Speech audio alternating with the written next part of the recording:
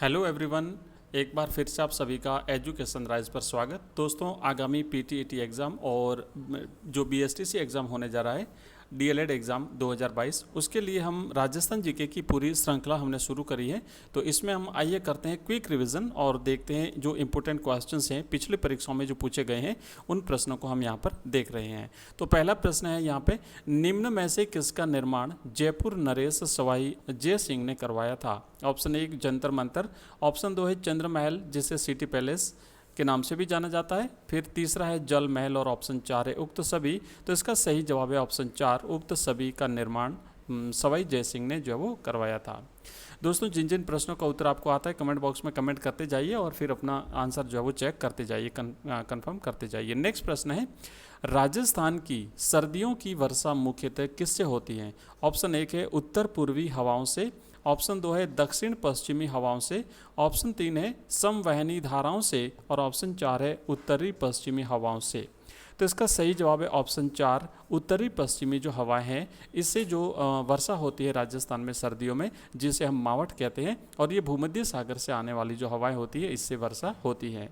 Next प्रश्न है, राजस्थान के रेगिस्तानी क्षेत्र प्राक ऐतिहासिक काल के किस भाग के अवशेष हैं? जो राजस्थान का रेगिस्तानी क्षेत्र है वो प्राक ऐतिहासिक काल में यहाँ पे क्या था, किसका अवशेष जो है वो वर्तमान में है ये? ऑप्शन 1 है गोंडवाना लैंड, ऑप्शन 2 है अंगारा लैंड, ऑप्शन 3 है तैतीस सागर और ऑप्शन 4 है न्यू फाउंड लैंड। तो दोस्तों, सही जवाब है इसका ऑप्शन 3, यहाँ पे तैतीस सागर था। तो ये तैतीस सागर का अवशेष है वर्तमान रेगिस्तानी क्षेत्र। दोस्तों, आगे बढ़ने से पहले बता दूं कि एजुकेशन राइज नाम का हमारा एप्लीकेशन है, जिसे आप डाउनलोड करिए अपने मोबाइल में। वहाँ पर हमने कई सारे कोर्सेज लॉन्च किए हैं, बीएसटीसी के लिए, पीटीईटी के लिए, क्लास 12 के लिए। तो आप अपनी सुविधानुसार वहाँ पे कोर्सेज देख सकते हैं और हमारे सभी वीडियोस की पीडीएफ भी आपको हमारे उसी एप्लीकेशन में, टेलीग्राम चैनल नाम का जो एप्लीकेशन है वहाँ पे मिलेगी। और हमारा एक एजुकेशन राइज नाम से जो है वो चैनल है टेलीग्राम पे, वहाँ पर आपको जो है उसे भी ज्वाइन कर लीजिएगा। दोस्तों, आगे बढ़ते हैं। अगला प्रश्न है, आकलवुड फॉसिल पार्क किस प्राकृतिक भूभाग में स्थित है? ऑप्शन 1 है पूर्वी राजस्थान पूर्वी मैदानी भाग, ऑप्शन 2 है दक्षिण पूर्वी पठारी भाग, मध्यवर्ती पहाड़ी प्रदेश या फिर उत्तरी पश्चिमी मरुस्थलीय प्रदेश। राजस्थान के किस भाग में आकलवुड फॉसिल पार्क स्थित है? तो दोस्तों, इसका सही जवाब है ऑप्शन 4, उत्तरी पश्चिमी मरुस्थलीय भाग है, जो बाड़मेर जैसलमेर का क्षेत्र है, यहाँ पर जो है वो आकलवुड फॉसिल पार्क स्थित है। नेक्स्ट प्रश्न है, राजस्थान का सुदूर उत्तरी हिस्सा किन अक्षांशों पर स्थित है? उत्तरी हिस्से की बात करिए, ध्यान रखना। तो यहाँ पर आपको बताना है कि राजस्थान का जो उत्तरतम हिस्सा है, सुदूर उत्तरी हिस्सा, वो कौन से अक्षांश पर स्थित है? ऑप्शन 1 है 23 डिग्री 3 मिनट उत्तरी अक्षांश, ऑप्शन 2 है 23 डिग्री 3 दक्षिणी अक्षांश, ऑप्शन 3 है 30 डिग्री 12 मिनट उत्तरी अक्षांश, ऑप्शन 4 है 30 डिग्री 12 मिनट दक्षिण अक्षांश। तो इसका सही जवाब है दोस्तों ऑप्शन 3, 30 डिग्री 12 मिनट उत्तरी अक्षांश। याद रखिएगा, उत्तरी अक्षांश है ना, 23 डिग्री 3 उत्तरी अक्षांश जो है वो यहाँ से शुरू होता है राजस्थान। इसका जो दक्षिणतम बिंदु है राजस्थान का, यहाँ पे उत्तरतम पूछा है, ध्यान रखना, उत्तरी हिस्सा पूछा है।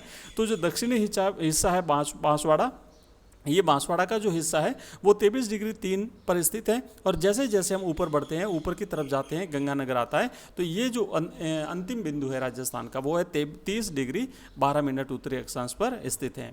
नेक्स्ट प्रश्न है, लोक देवता पाबू जी का बोध चिन्ह क्या है? ऑप्शन 1 लाठी, ऑप्शन 2 है धनुष, ऑप्शन 3 है भाला और ऑप्शन 4 है बांसुरी।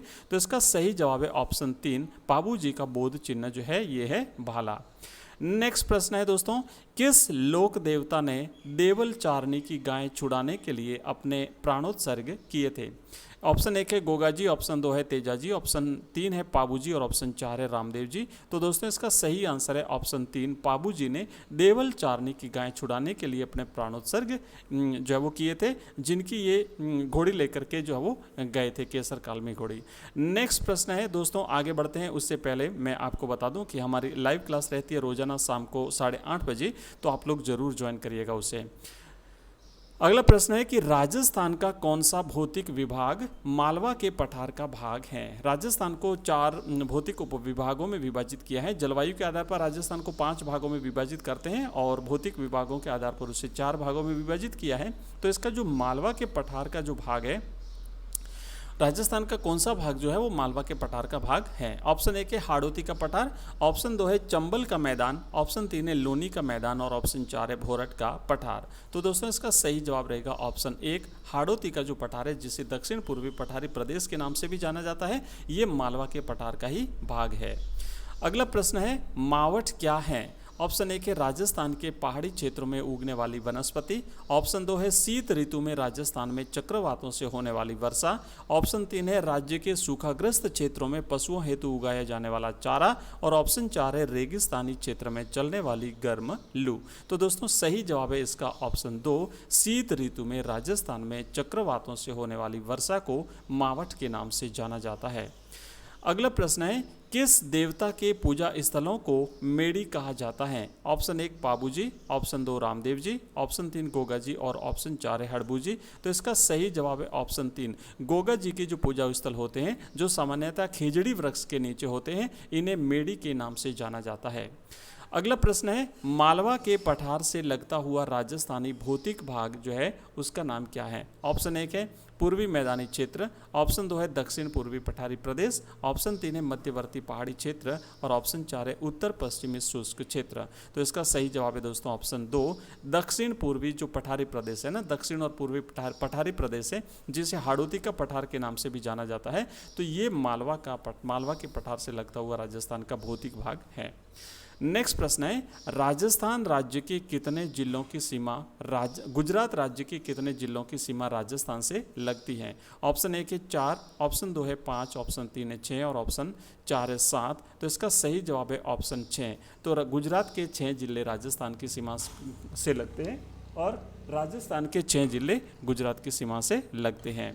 अगला प्रश्न है लोक देवता रामदेव जी निम्न में से किस नाम से प्रसिद्ध हैं? ऑप्शन 1 है रामसा पीर, ऑप्शन 2 है रुणीचारा धनी, ऑप्शन 3 है बाबा रामदेव और ऑप्शन 4 है उक्त सभी। तो इसका सही जवाब है उक्त सभी। इन सभी नामों से बाबा रामदेव जी को जाना जाता है, जिनका मंदिर रुणीचा रामदेवरा पोखरण के पास स्थित है जैसलमेर में, और भाद्रपद महीने में यहाँ पे विशाल मेला भरता है। अगला प्रश्न है निम्न में से गोगुंदा के पठार से होकर बहने वाली नदी कौन सी है? Option 1 Chambal, option 2 Gambhiri, option 3 Banas और ऑप्शन 4 है कोठारी नदी। तो दोस्तों गोगुंदा के पठार से होकर बहने वाली नदी है उसका नाम है बनास नदी। नेक्स्ट प्रश्न है मालानी पर्वत राज्य के किन जिलों में स्थित हैं? ऑप्शन 1 है सिरोही जालोर, ऑप्शन 2 है जालोर बाड़मेर, ऑप्शन 3 है पाली बाड़मेर और ऑप्शन 4 है पाली जालोर। तो मालानी का जो पर्वत है वो जालोर बाड़मेर में स्थित है, ऑप्शन 2 इसका सही जवाब है।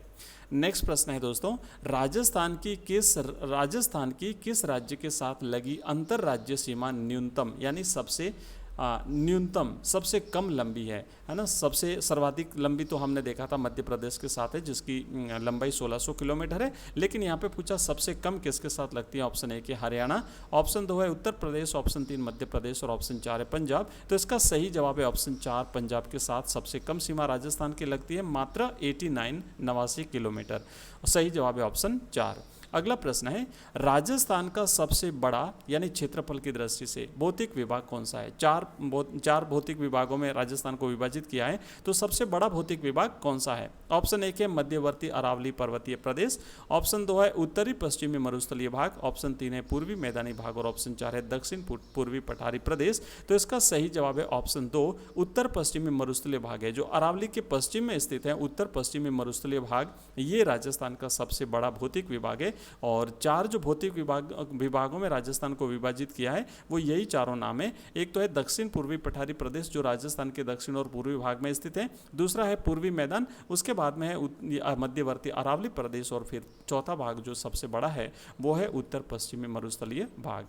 नेक्स्ट प्रश्न है गिरि सुमेल युद्ध में कौन कौन से वीर सेनानायक मारे गए थे? गिरि सुमेल का युद्ध 1544 ईस्वी में मालदेव और शेरशाह सूरी के बीच में हुआ था। इसमें जो 2 वीर सेनानायक मारे गए थे मालदेव की सेना के, वो कौन थे? ऑप्शन 1 है जयमल और पत्ता, ऑप्शन 2 है गोरा और बादल, ऑप्शन 3 है जैता और कोपा और ऑप्शन 4 है वीर कल्ला। तो इसका दोस्तों सही जवाब है ऑप्शन 3 जैता और कोपा इस युद्ध में वीर गति को प्राप्त हुए थे। और शेरशाह सूरी ने इस युद्ध के बाद कहा था कि मैं मुट्ठी भर बाजरे के लिए हिंदुस्तान की बादशाह खो देता। नेक्स्ट प्रश्न है राजस्थान के किन जिलों की सीमा 2 राज्यों से मिलती है? ऑप्शन 1 है हनुमानगढ़ और धौलपुर, ऑप्शन 2 है धौलपुर और भरतपुर, ऑप्शन 3 है भरतपुर भरतपुर और बांसवाड़ा, और ऑप्शन 4 है उक्त सभी। तो इसका सही जवाब है ऑप्शन 4, उक्त सभी की सीमा 2-2 राज्यों से लगती है। हनुमानगढ़ में जो है वो लगती है पंजाब और हरियाणा, धौलपुर में लगती है यूपी और मध्य प्रदेश, धौलपुर में यूपी और मध्य प्रदेश, बांसवाड़ा, ठीक है, तो मध्य प्रदेश और गुजरात। ओके, और यहाँ पे भरतपुर में लगती है हरियाणा और उत्तर प्रदेश की सीमा, ठीक है। अगला प्रश्न है, राजस्थान के किस जिले में सूर्य की किरणों का तिरछापन सर्वाधिक है, यानी तिरछी किरणें पड़ती है। तो इसका सही जवाब रहेगा ऑप्शन है 4 गंगानगर, बांसवाड़ा, धौलपुर और जैसलमेर। तो सही जवाब रहेगा ऑप्शन 1 श्री गंगानगर में जो है वो सूर्य की किरणें तिरछी पड़ती हैं। तो इसी के साथ दोस्तों इस वीडियो में इतना ही, और बाकी के क्वेश्चंस के लिए हम मिलते हैं नेक्स्ट वीडियो में। तब तक के लिए आप सभी का बहुत बहुत धन्यवाद। Thank you, bye.